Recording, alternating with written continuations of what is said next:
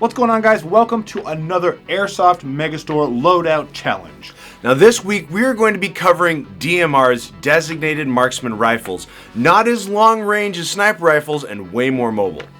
Now the way this competition is going to work is you guys at home are going to be the ones to vote on what kit you like the most. So make sure you leave that comment in the section below, but let's go ahead and jump into the gear and give you guys a taste of what we're rocking. Now, if any of you guys saw my last Sniper Loadout Challenge, you'll know that for that one I went with a full ghillie suit. For this video, I decided to go the complete opposite direction and go with a very slimmed down build, which is why I chose the G3. Now, the reason I chose the G3 was because it isn't a traditional SR25 or M110. This is a very streamlined, lightweight gun. It does have the two-tone furniture, which kind of matches the gear I'm wearing, but I also really like the fact that you can add this SEMA rail adapter on top, and the scope I have provides a really nice eye relief, as well as a really clean side picture for when I'm on the field. Now this is great because if I go into a mountain environment, I can try to pick the urban sniper role, but then if I ever go into a woodland environment, this is also going to be lightweight enough for me to cover a lot of ground without having to worry about getting tired. Now you guys might notice that I am devoid of any plate carriers or chest rigs, and that is for a reason. I wanted to go as lightweight and as streamlined as possible, which is why I put my mags on my left side so that I can lay prone and get really close to the ground, have a minimal profile whenever I'm on the battlefield. Now these M14 style mag pouches are perfect for the G3 mags. On my right side, I do have a hardshell 229 holster with the 229 pistol, which is perfect for when I go into buildings, or I enter into that sniper engagement distance where I can't actually use my primary. Now this is a fly battle belt, which is really nice because it's gonna sit right on my hips, it's gonna be lightweight, but I can also take it off if I really need to hurry across the field. And lastly, on my back is the fly vertical utility pouch, which is really nice for housing extra batteries, extra BBs, or anything I might need for the scenario. Now moving on to what I am wearing, these are the Warwolf BDU set, which is a really nice combat shirt as well as pant setup. If you haven't checked these out, you should. They come in at a really great price point, but they're also really comfortable because they do feature knee pads. On my hat, I am wearing the Condor multicam hat, and for my eye protection, I only chose these shooter glasses. Now one thing to keep in mind, each field is going to have their own rules for eye protection and face pro, so be sure to follow your local field's rules. Now guys, if you're ever tired of sweating and being too hot on the battlefield, this is the loadout you should vote for, because we all know that nothing sucks more than sweating through your gear on an airsoft field just for one Saturday. So be sure to vote for my loadout. Josh is just wearing way too much gear, and John didn't have the forethought to put everything on his battle belt. And I made certain to build a kit that was all about medium to medium long range while keeping it super mobile and lightweight because summer's right around the corner. And on top of it all, I decided to pick an awesome green gas marksman rifle that performs super awesome, is lightweight, and is really going to stand out on the field. Now the gun that I picked is the KJ Works KC02. This thing shoots up to 460 feet per second with .20 BBs, so with heavier weight BBs I'm going to be getting a lot of range and a lot of power. I opted for an AIM Sports 4x magnification optic, which gives me about as much magnification as I'm going to need in a DMR roll, and I have a Magpul AFG for that comfortable grip. Now because I'm using a gas rifle as opposed to an AEG like the other guys, I have different requirements for my belt gear. Now I have my dump pouch for my primary and secondary magazines to dump, but I have a small pouch on my right side that will hold the magazines for my primary because these are bigger than pistol mags, but they're smaller than AEG mags, so I need a special pouch just for these. Now, one extra pouch I have here that definitely stands out, it's a water bottle pouch. And the reason I picked it is because I can put in a whole can of green gas and a speed loader for on the field reloads, because anyone that uses a gas rifle or gas secondary as their main weapon knows that you're going to run out of gas or ammo because you don't have the ammo capacity of a lot of your AEG competitors. On the very back of my pouch, I have a medium size vertical utility pouch. I'm bringing this because I'm going to want to bring more BBs just in case I run out of my speed loader, or if I need other things such as objectives, game medical equipment, or just extra stuff, because you never know what you're going to want to bring on the field, and this pouch is big enough to hold everything that I need without being too bulky. I picked out this Condor drop leg holster because I'm able to fit it onto my battle belt. It sags a little bit, but it actually helps the battle belt sit firmly once it sets. So I can have that quick draw when I really need it, when I run out of ammo in my primary, or if I meet someone at a closer range than I'm allowed to engage with my DMR.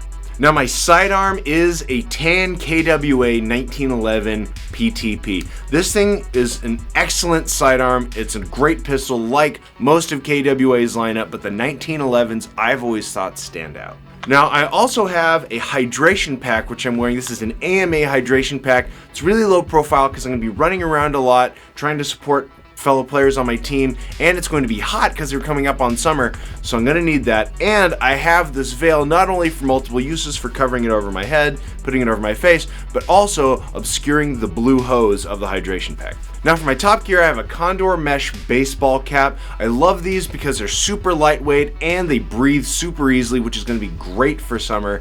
And I've once again gone for Bobster full seal goggles. These are really more like glasses and they're super awesome. And last but not least, I'm wearing LBX Taipan digital camo.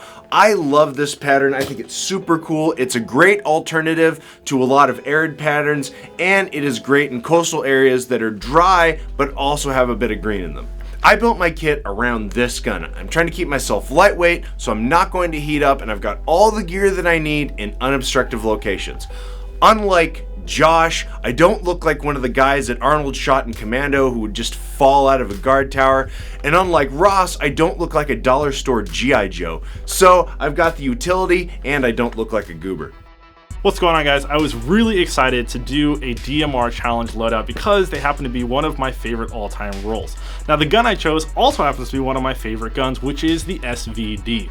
Now the SVD is a great gun. It has an exceptional inner barrel length, and this is the SEMA, so it's an AEG, which means I can upgrade this quite a bit or maybe do some HPA kind of stuff to have a lot of fun with it. When it comes to SVDs, there isn't a crazy ton of stuff you can do to them as far as external accessory goes. I pretty much opted to put the standard PSO1 optic on here, which is a 4x, and honestly with any kind of gun that's going to be shooting out at decent ranges, 4x is more than enough magnification. So I'm running my SVD pretty plain Jane, but then again, it's a gorgeous SVD. You don't need to do much to it. Alright, so moving on to the kit. Now the reason why I set this kit up the way that it is I want to be light, mobile, and have the ability to really support my squad by giving them key intel, getting in great positions where I can overwatch and get a ton of kills and help them press forward.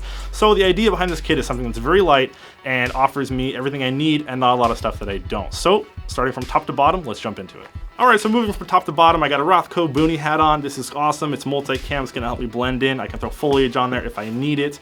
A little further down, I got Revision eyeglasses. These are great because they have this red tinted lens, which really helps for identifying targets from what I understand.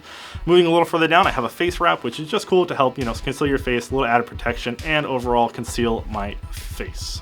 Now you'll notice that I am running a comms unit. This is really important, I feel, for anybody that's in a DMR role, because one of the main things that you're going to be doing is relaying info with your optic, and they're giving your teammates the ability to know where enemies are is a very big force multiplier, and anybody doing a DMR/support role needs to have comms. Alright, so moving on to the chest rig, I am rocking a Condor chest rig that is an AK style one. Basically has 3 pouches in the front to carry my mags for my SVD. I have a small utility pouch off to the side for any additional supplies that I need.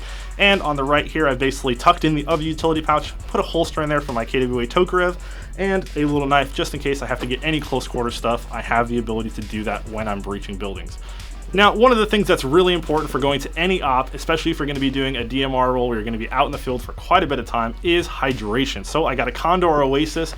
It is a very slim, modular little rig that you can throw on a bunch of different packs or just run as a backpack. I'm running it obviously just as a backpack right now, and it provides everything I need and nothing I don't. All right, now the BDUs that I'm wearing are Warwolf, and this is in the woodland pattern. Obviously, they're really affordable BDUs. They look really great, and they fulfill every need that you could possibly have on the field. Following that up, I do have these mechanics gloves. These are my personal ones, obviously, because I have cut the fingers out of there so I can get to my magazines and just have dexterity a little easier. But mechanics and woodland are pretty much awesome gloves. You can't beat them. Now, looking at the other guys' rigs, honestly, tactical was not in their mindset whatsoever, and frankly, 90% of airsoft is looking cool, 10% of it is actually playing, and, well, you gotta look cool when you're on the field.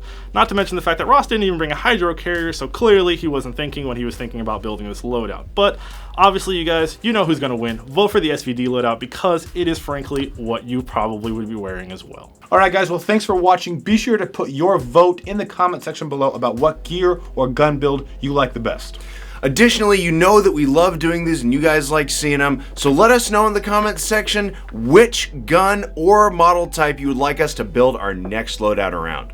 And as always, guys, if you have any questions about the gear or the stuff that we're using in the video, you can always make sure to ask us in the comments or head over to airsoftmegastore.com and check it all out there. Thanks so much for watching, guys. We'll catch you soon.